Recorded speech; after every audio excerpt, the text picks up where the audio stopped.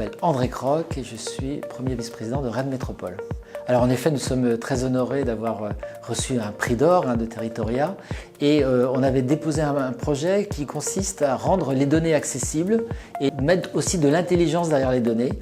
Sur notre territoire, ça fait 15 ans qu'on travaille sur ces sujets-là, notamment avec ce qu'on avait appelé le barreau métropole, dès le milieu des années 2000. Ensuite, on a enrichi le projet. D'autres territoires, d'ailleurs, nous ont emboîté le pas, puisqu'on avait été plutôt pionniers en la matière.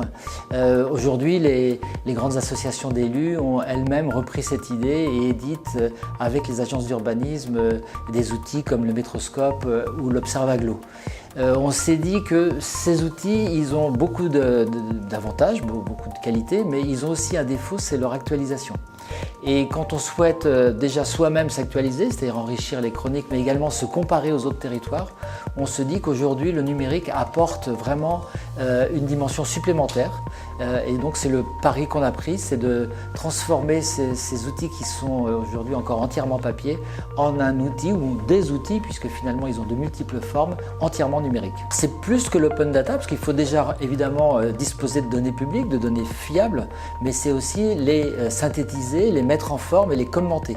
Et ça, c'est ce qu'on appelle l'intelligence derrière les données, les rendre accessibles, les rendre parlantes et objectiver finalement des politiques publiques, de l'habitat, des mobilités, de l'emploi ou les questions de transition énergétique ou climatique.